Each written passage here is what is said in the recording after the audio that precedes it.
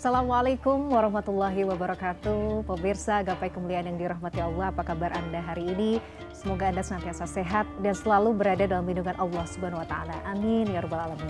Alhamdulillah, senang sekali hari ini saya Miladia Rahma kembali hadir menjumpai Anda dalam program kesayangan kita Gapai Kemuliaan.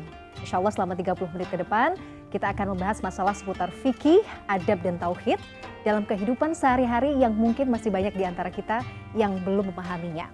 Nah, seperti biasa saya tidak sendirian. Hari ini sudah hadir bersama saya di studio ada gurunda kita semua, Kiai Haji Muhammad Faiz. Assalamualaikum Pak Kiai. Waalaikumsalam warahmatullahi wabarakatuh. Apa kabar Alhamdulillah Pak Kiai? baik. Lama nggak jumpa. Lama saya tidak Betul. bersama Mila ya di Gapai Kemuliaan. Betul, tapi senang bisa kesempatan bertemu lagi Pak Kiai dalam keadaan sehat. Dan hari ini insya Allah kita akan membahas banyak tema ya Pak Kiai ya. Dan insya Allah juga nanti akan memberikan manfaat luar biasa bagi para pemirsa Gapai Kemuliaan. Nah, pemirsa Anda juga yang memiliki pertanyaan, Anda bisa mengirimkan pertanyaan Anda baik berupa pesan teks maupun dalam bentuk video melalui nomor WhatsApp yang tertera di layar kaca. Anda juga berkesempatan untuk bertanya langsung kepada Pak Kiai melalui sambungan Zoom yang nanti teknisnya akan ditentukan oleh tim Gapai Kemuliaan. Baik, Pak Kiai, tema kita hari ini masalah kurban. Kurban. Karena sebentar lagi kita memasuki bulan Zulhijjah juga. Jadi ada ternyata masih banyak pertanyaan juga yang mungkin perlu dijawab ya Pak Kiai terkait kurban. Nah, sebelum kita masuk ke dalam fikihnya nanti bagaimana mungkin secara syariat pelaksanaan kurban, kita boleh lagi merefresh lagi sebenarnya hakikat kenapa dalam Islam, dalam dinul Islam ini kita punya keutamaan luar biasa dalam berkorban. Sebenarnya apa hikmahnya? Tafadhol Pak Kiai. Bagian dari agama, Allah itu meletakkan yang namanya simbol atau di dalam bahasa Arab sering dikatakan sebagai syairah yang dijamakkan menjadi sya'air. Jadi kalau kita lihat ketika ibadah kurban itu kita menyembelih hewan tertentu, kita menjadi ingatkan kepada Nabi Ibrahim alaihissalam yang diperintahkan oleh Allah untuk menyembelih anaknya. Sehingga ibadah seperti al-kurban. Al-kurban itu kan sama dengan taqarrub.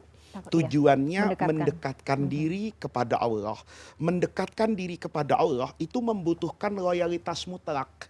Bahwa dalam beriman kepada Allah, taat kepada perintah Allah, dibutuhkan loyalitas yang sangat tinggi kepada Allah, sekalipun itu dengan cara mengorbankan yang paling kita cintai dalam hidup ini. Contoh dalam kasus Nabi Ibrahim adalah anak. Siapa yang orang tua mana yang tidak cinta kepada anaknya? Orang tua mana yang tidak sayang kepada anaknya? Oleh karena itulah kemudian ibadah al-kurban ini memiliki dua kearifan ini. Dalam bahasa Arab kurban artinya taqarrub, dalam bahasa Indonesia kurban itu identik dengan berkorban. Nah, kan sering ada orang mengatakan kalau orang itu sudah berani berkorban, dia tidak akan menjadi korban. Ketika dia berani mengorbankan hartanya untuk meraih ridho Allah, maka dia tidak akan menjadi korban penyalahgunaan dari kecintaan yang berlebihan kepada hartanya. Itulah sejatinya Allah Subhanahu wa taala ketika memerintahkan kita semua pada setiap bulan Zulhijjah itu melakukan ibadah yang namanya kurban tadi itu. Jadi ada esensi bahwa kita harus melepaskan keterikatan kita bahkan kepada sifatnya tuh nggak cuma materi sebenarnya Pak Kiai. Iya. Bukan cuma materi, ketika kita nanti ini pada hari raya Idul Adha itu menyembelih kurban, itu kan asalnya yang disembelih manusia, kan Nabi Ismail. Maka ketika kita memahami esensi ibadah itu, seolah-olah Allah kan memberi isyarat. Dulu yang dikorbankan oleh manusia ini pasti manusia. Kita punya sejarah ya, biasanya itu kalau ada persembahan di masa lalu, itu dipilih dari gadis yang paling cantik.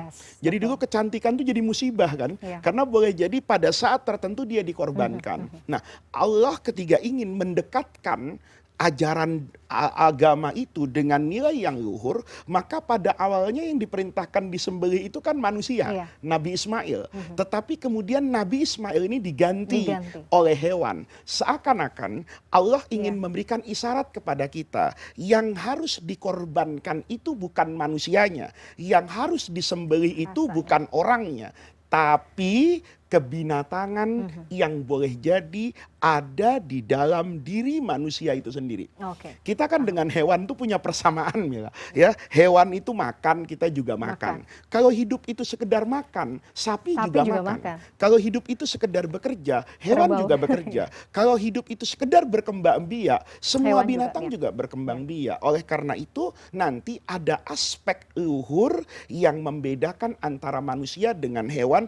Ini yang harus dilestarikan, keserakahan, sifat tidak tahu malu, tidak merasa berdosa, itu yang harus disembelih dan dipisahkan dari kemanusiaan.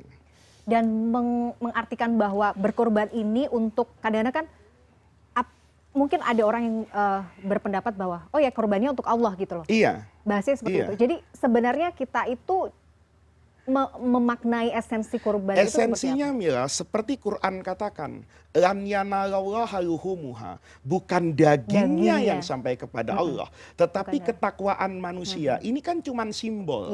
Misalnya kita disuruh tawaf di Ka'bah, ini karena bulan Dzulhijjah, kita disuruh tawaf di Ka'bah. Ka'bah itu kan bangunan. Dari aspek bangunannya, apa yang membedakan bangunan Ka'bah dengan bangunan lain? Sama. Hajar Aswad itu batu loh. Tetapi batu itu diperintahkan oleh Allah untuk kita cium. Ka'bah yang batu-batu disusun itu diperintahkan untuk kita putari. Itu kan sebagai simbol ketaatan kita kepada Allah. Kalau Anda taat kepada Allah, maka selama itu perintah datangnya dari Allah, kerjakan. Maka ibadah haji itu banyak aspek yang rasanya sulit untuk dicerna menggunakan akal kemanusiaan. Untuk apa wukuf berhenti di Arafah? Untuk apa bermalam di Mina? Untuk apa melontar jumroh? Itu semua hanya ingin menjadi simbol pembuktian bahwa ketaatan kepada Allah itu tanpa perlu kita bertanya mengapa dan kenapa. Jadi puncak keimanan itu Mila, itu membuang kenapa dan membuang mengapa. Pertanyaan yang kata-kata yang paling indah adalah seperti simbol orang yang berjanji itu. Labbaik Allahumma labbaik. Selama itu perintah Allah, selama itu panggilan Allah, saya jawab. Jadi sami'na wa ta'na. Sami'na wa ta'na. Masya Allah. Ini berkaitan juga dengan ibadah haji. Kan memang lekat sekali ya. Kalau ibadah haji memang ada syariat juga untuk berkorban. Tapi Pak Kiai, hukumnya apa? Kadang-kadang orang tuh menganggap gini, kayaknya wajib deh, berkorban itu wajib. Seolah-olah jadi wajib. Tapi sebenarnya kalau kita tarik secara syariat seperti apa Pak? Secara syariat, hukum fikihnya disepakati oleh mayoritas ulama bahwa ibadah kurban itu hukumnya sunnah muakkadah. Sunnah muakkadah itu sangat dianjurkan. Dia bukan bagian dari kewajiban. Kalau wajib itu kalau ditinggalkan jadi dosa. Tetapi ini bukan bagian dari kewajiban. Tidak dilakukan juga tidak apa-apa. Tetapi Rasulullah sangat mendorong. Bahkan Nabi selalu mengedepankan perintah kurban itu pada setiap kesempatan. Bahkan Nabi sampai bilang itu, kalau ada orang yang punya keluasan rezeki, tetapi dia tidak berkorban, jangan dekat-dekatlah dengan saya di masjid. Nah, itu adalah himbauan yang sangat kuat dari Rasulullah. Ada yang ingin saya sampaikan nih Mila, terkait dengan paradigma dan persepsi kita terkait dengan sunnah. Sunnah itu kan sering dipahami, dikerjakan dapat pahala, tidak dikerjakan ya tidak apa-apa. Tetapi kalau kita melihat sunnah atau yang sering disebut nafilah atau sering disebut an-naflu wa tatawwu, itu dalam bahasa Arab, itu artinya mutlaku fi'lit ta'ah. Semua pekerjaan yang mengekspresikan ketaatan kita kepada Allah, itu disebut dalam bahasa Arab sebagai tatawwu. Oleh karena itu, ketika ada bagian dari ajaran agama yang dihukumi sebagai tatawwu, itu untuk membedakan sebetulnya Mila, tingkat kebaikan interaksi kita dengan Allah. Seakan-akan Allah itu memberikan hidangan, jamuan kepada kita. Kalau jamuan itu kita sambut, berarti kan kita menghormati siapa yang memberi jamuan. Tanpa kita bertanya nih, ya dulu kalau pengantin baru, semua yang dimasak oleh istrinya terasa enak. Sebagai bagian dari ekspresi cinta kan. Betul. Makanya dalam Al-Quran misalnya yang berkaitan juga dengan ibadah haji, dan tentu di dalamnya ada penyembelihan, Allah itu berfirman kan, faman tatawwa'a khairan. Barang siapa tatawwa'a itu dengan sepenuh jiwa, kesadaran hatinya ingin berbuat kebaikan, maka fahuwa khairun lahu. Kebaikan itu akan kembali kepadanya. Jadi jangan dilihat kurban itu sekedar sunnah, tapi bisa beli tas bagus-bagus nih yang perempuan. Aduh, Ya, betul. Beli tas bagus bisa. Tapi kurban kayaknya berat. Weekend makan-makan, kadang-kadang dengan membawa keluarga, siang malam kita konversi ke kurban, udah dapat satu kambing gitu. Betul. Nah, yang seperti ini jangan selalu melihat apa hukumnya. Fikih ya itu memang tugasnya memberi kepastian hukum. Setuju. Ya. Sehingga orang bisa memastikan apakah dia pada beban kewajiban, sunnah, kebolehan itu terpenuhi atau belum. Iya. Tetapi orang hidup itu kan tidak sekedar melihat, oh ini karena wajib saya kerjakan. Ada yang lebih dari itu. Saya ketika mencari nafkah sehari-hari itu kewajiban, Mila.